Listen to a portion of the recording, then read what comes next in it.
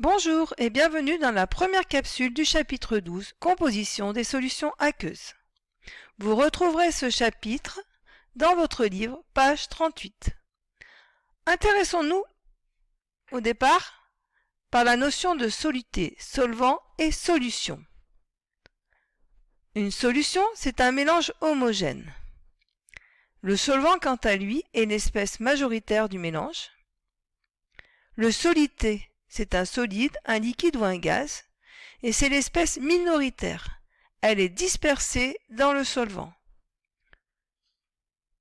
Une solution est une solution aqueuse si le solvant est de l'eau. Par exemple, vous mélangez du sel de cuisine avec de l'eau, le soluté sera le sel, le solvant sera l'eau.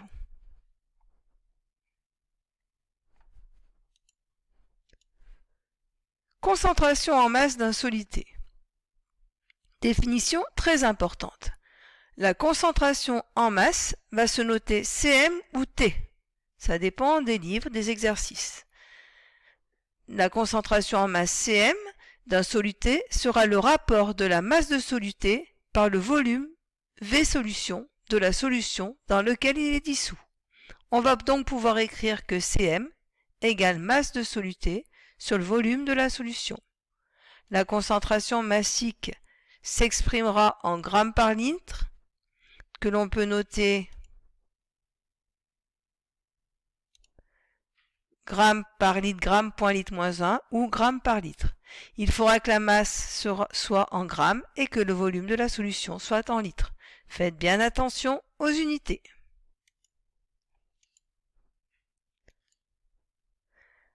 On appellera concentration en masse maximale la masse maximale M maximale de soluté que l'on peut dissoudre dans un litre de solvant. Et on appellera cette concentration maximale la solubilité. Elle sera notée S. Donc une petite formule, S, la solubilité, c'est la masse maximale de soluté que l'on peut dissoudre sur le volume de la solution.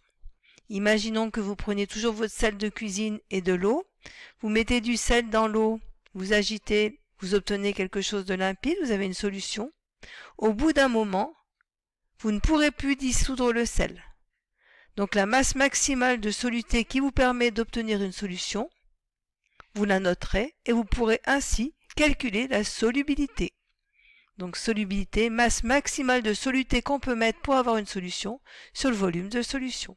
Là encore, attention aux unités, les masses sont en grammes, les volumes en litres et la solubilité en grammes par litre. La concentration en masse maximale d'une espèce chimique est atteinte lorsque le soluté ne se dissout plus. On dit aussi que la solution est saturée. La solubilité d'une espèce chimique dépend de la nature de la température et du solvant. Masse volumique. Donc nous avons déjà vu la masse volumique dans d'autres chapitres. Donc on va rappeler ce qu'est la masse volumique, à ne pas confondre avec la concentration massique. La masse volumique se note ρ, c'est le rapport de la masse de solution par le volume V de la solution. Donc la formule masse volumique que l'on a déjà vue, ρ égale M solution sur V solution.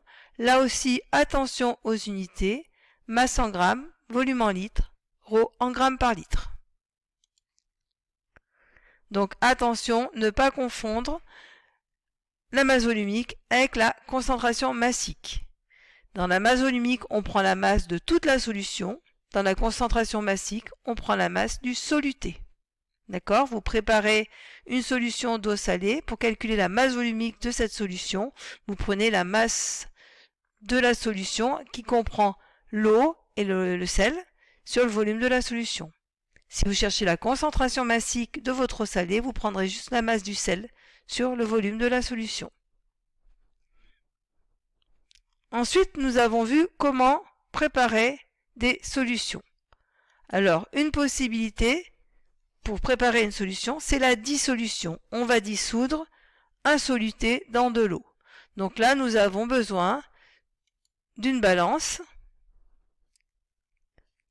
d'une fiole jaugée, et voici donc le protocole à connaître par cœur. Pour préparer un volume V de solution, il faut déterminer la masse de l'espèce chimique que vous devez dissoudre. Donc souvent, on vous demande de calculer, vous avez une concentration massique, vous cherchez, vous, avec la formule Cm égale masse de soluté sur le volume de solution, la masse de soluté à peser. On vous demande de préparer un certain volume, ça vous donne le volume de la fiole jaugée, et ainsi vous pouvez préparer cette solution. Je rappelle que vous devez connaître ce protocole par cœur. Autre possibilité, diluer une solution. Donc pour diluer une solution, il suffit d'ajouter du solvant pour obtenir une solution moins concentrée. Par exemple, prenons un sirop de grenadine. Ici, j'ai mis une cuillère de sirop dans un peu d'eau. Je rajoute de l'eau, ma couleur est plus claire. J'ai dilué la solution. La solution initiale s'appelle la solution mère, la solution finale s'appelle la solution fille. Et pour préparer une solution par dilution, il va falloir faire des calculs. Il va falloir trouver le volume de solution mère à prélever. Pour ceci, vous avez une formule. La concentration mère fois le volume de la mère est égale à la concentration massique de la fille fois le volume de la fille. Je rappelle qu'on a trouvé cette formule en utilisant le facteur de dilution. Le facteur de dilution F, quant à lui, est la concentration massique de la mère sur la concentration massique de la fille. C'est égal au volume de la fille sur le volume de la mère. Si je croise, si je fais ça fois ça, égale ça fois ça. On retrouve la formule précédente. Alors attention aux unités, les concentrations doivent être dans les mêmes unités, les volumes dans les mêmes unités.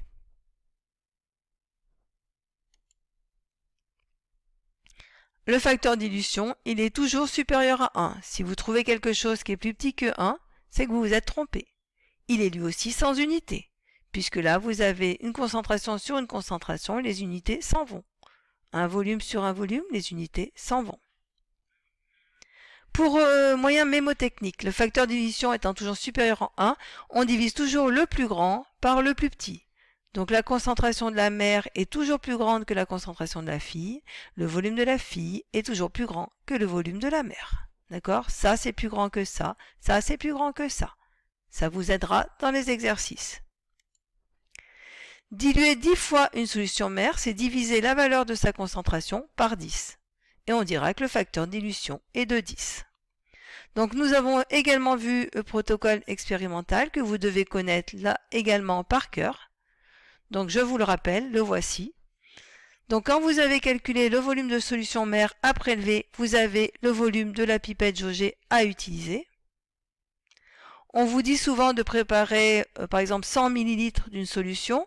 Donc vous avez le 100 ml, c'est le volume de votre fiole jaugée. Et ensuite, vous avez à utiliser ce protocole, à connaître par cœur. Donc on fait bien attention, on remplit jamais l'eau distillée au départ jusqu'au trait de jauge, on remplit environ aux 2/3, on agite pour bien dissoudre tout le soluté. Donc je rappelle, protocole à connaître là également par cœur. Voilà, la capsule numéro 1 de ce chapitre est terminée et je vous retrouve dans une prochaine vidéo. À bientôt!